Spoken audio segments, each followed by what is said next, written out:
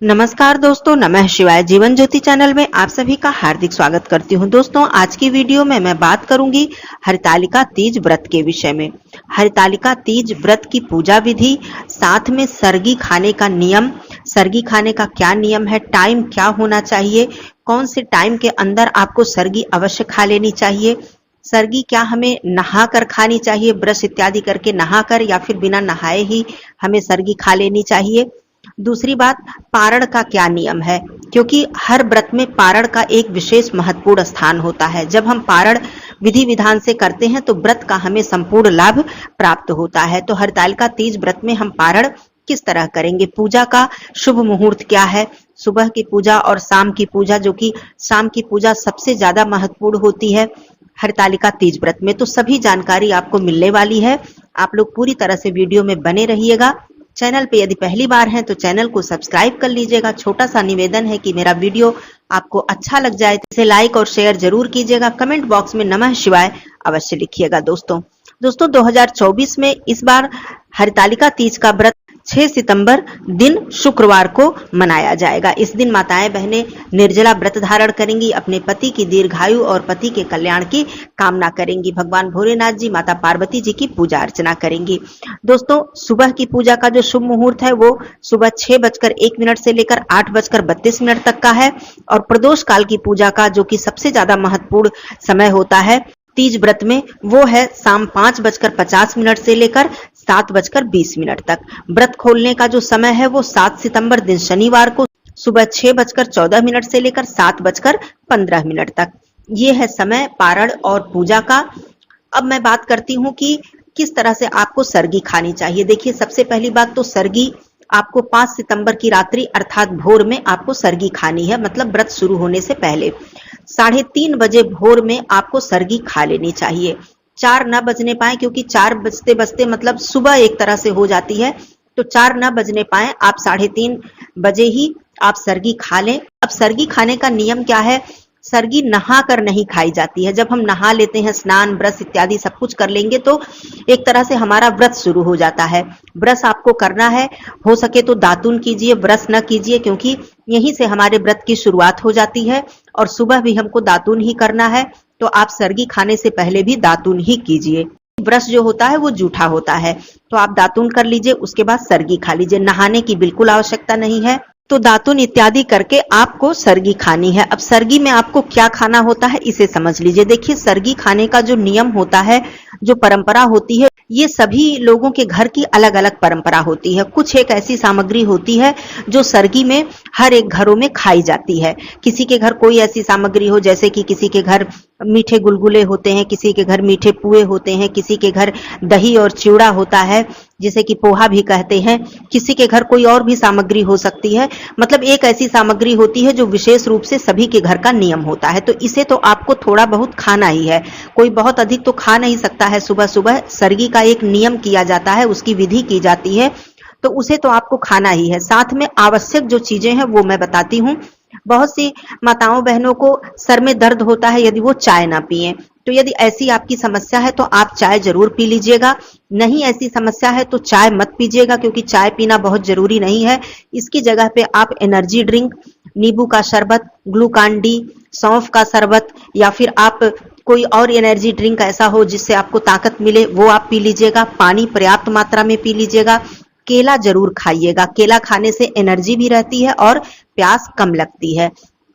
तो ये सारी चीजें सरगी में आप जरूर शामिल कीजिएगा। फल खाने की इच्छा है तो आप फल भी खा सकती हैं, या फिर फलों के जूस भी आप लोग पी सकती हैं। ये आपकी पूरी इच्छा के ऊपर निर्भर है। कहने का मतलब, जितना ही तरल पदार्थ आप लेंगी उतना ही अगले दिन आपको एनर्जी आपके शरीर में रहेगी और प्यास कम लगेगी। तो इन सारी चीजों पर आप ध्यान दीजिएगा। बाकी आपके घर की जो विधि है, नियम है, उसे आपको जरूर करना है।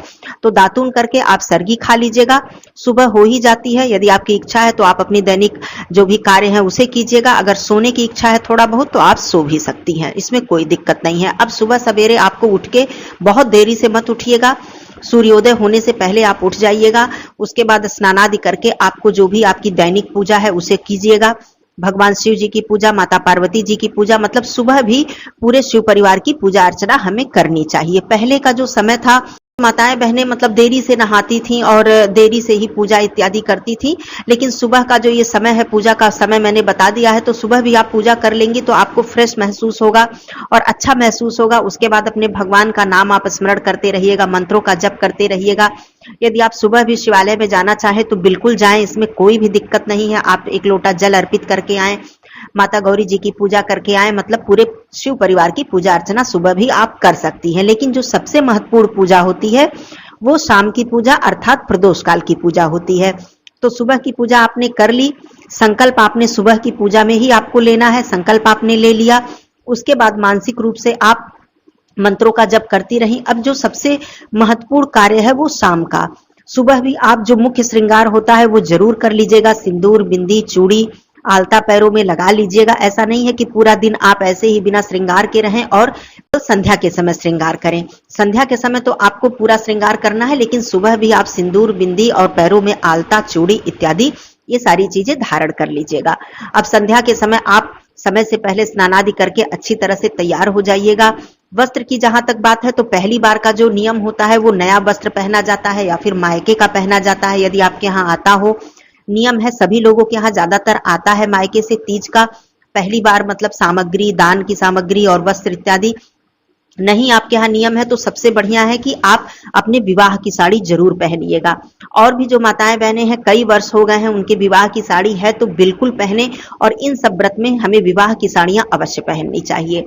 अच्छी तरह से आप सिंघौरा का सिंदूर लगाइएगा, चूड़ी, बिंदी, मेहंदी, आलता सब लगाकर तैयार होकर पूजा सामग्री लेकर आपको शिवालय में संध्या के समय पूजा अर्चना जरूर करनी चाहिए। या फिर हरतालिका तीज का जो विशेष नियम होता है वो होता है मिट्टी से भगवान शिव जी की मूर्ति और माता पार्वती जी की मूर्ति बनाकर, पूरे शिव परिवार की मूर्ति बनाकर, केले का मंडप इत्यादि सजाकर अपने घर में अच्छी तरह से विधि विधान से पूजा करने का नियम होता है। माता पार्वती जी ने शिव जी की मूर्ति बनाकर हरतालिका तीज पर पूजा की थी, शिवलिंग की स्थापना करके उन्होंने पूजा की थी।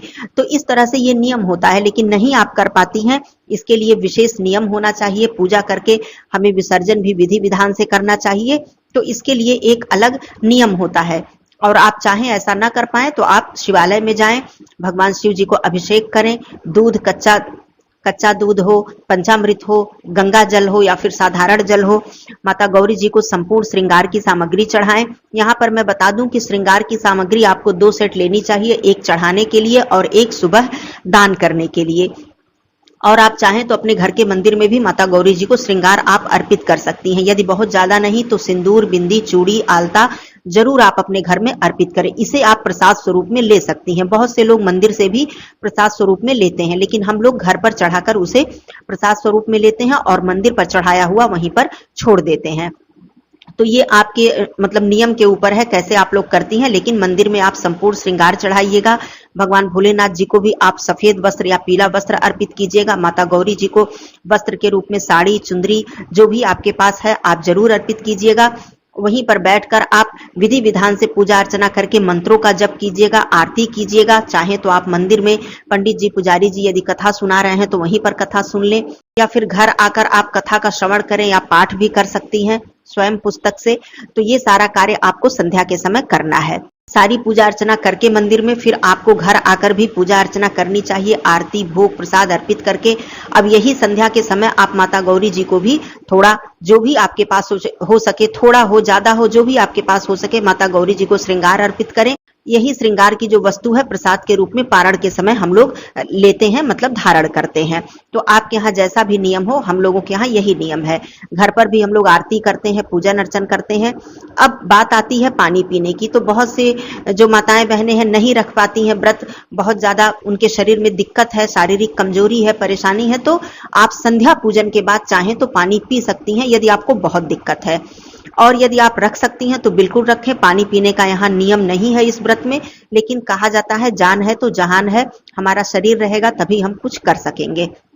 तो आप लोग पी लीजिएगा पानी, नहीं तो आप निभा पाए तो पूरा आप इस व्रत पूरी तरह से निभाइएगा। अगले दिन आप पारण के समय, मतलब अगले दिन सुबह भोर में ही, बहुत देर ना होने पाए। बहुत से लोग सूर्योदय से पहले ही पारण करते हैं, लेकिन हम लोग सूर्योदय तक, मतलब सूर्योदय होने के बाद भी पारण कर लेते हैं। तो आप लोग सुबह सवेरे फिर से भगवान भोलेनाथ जी, माता पार्वती जी, पूरे शिव परिवार की पूजा अर्चना करें, आरती करें, भोग प्रसाद अर्पित करें।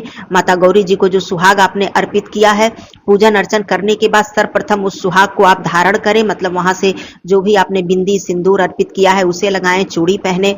उसके बाद दान करें। दान का जो मुख्य नियम होता है, 5 फलों का दान हरितालिका तीज व्रत में किया जाता है। साथ में श्रृंगार का दान, अन्नदान और दक्षिणा, ये बहुत जरूरी चीज है। थोड़ा करें, ज्यादा करें, आपके जो भी बजट में हो, जो भी शक्ति सामर्थ्य हो आप करें, लेकिन 5 फलों का दान जरूर करें, जिसमें कि खीरा एक फल जरूर होना चाहिए, 4 और कोई अन्य, और खीरा एक फल जरूर होना चाहिए। खीरा का दान करें, पूरा संपूर्ण सीधा निकालें। माता गौरी जी के निमित्त श्रृंगार जितना भी हो सके, वस्त्र हो सके तो वस्त्र, साथ में दक्षिणा रखें। बाकी दान आपकी जितनी इच्छा है, जितनी शक्ति है आप कर सकती हैं। जो जरूरी चीजें थी वो मैंने बता दी। तो ये दान आप जब कर लें, दान करने के बाद अपने से जो भी बड़े हैं घर में सबका चरण स्पर्श करें, अपने पति का पैर छुएं। उसके बाद माता गौरी जी से सुहाग लेने के बाद अब आपको पानी पीना है। पानी डायरेक्ट आप ठंडा कभी ना पिए, फ्रिज से निकाल कर बिल्कुल ना पिए। निर्जला व्रत के बाद गुनगुना पानी पिए, थोड़ी गर्म चीज पिए, क्योंकि गला इससे खराब होने का डर होता है और अचानक ही ठंडा पानी पीने से आपकी तबीयत खराब हो सकती है। तो गुनगुना पानी पिए, थोड़ा थोड़ा करके पानी पिए, एक ही बार बहुत ज्यादा पानी ना पिए। तो इस तरह से आपका जो हरितालिका व्रत का नियम है, सर्गी से लेकर व्रत, पूजा और पारण तक का ये नियम होता है। तो इस तरह से श्रद्धा भक्ति भाव से आप पूजन अर्चन करें। पूजा अर्चना करने का जो अपना अपना तरीका होता है, पाठ, स्तोत्र, चालीसा इत्यादि क्या हम करते हैं, ये हमारा अपना एक नियम होता है, हमारी शक्ति होती है। ये सब आपकी पूरी तरह से आपकी शक्ति सामर्थ्य के ऊपर निर्भर करता है। तो इस तरह से हरितालिका तीज व्रत का ये नियम है। आप सभी माताओं बहनों को हरितालिका तीज की हार्दिक शुभकामनाएं। माता गौरी जी अखंड सुहाग आप सभी का बनाए रखें, हम सभी पर कृपा करें। फिर मिलती हूँ अगले वीडियो में, तब तक के लिए धन्यवाद। नमः शिवाय, हर हर महादेव।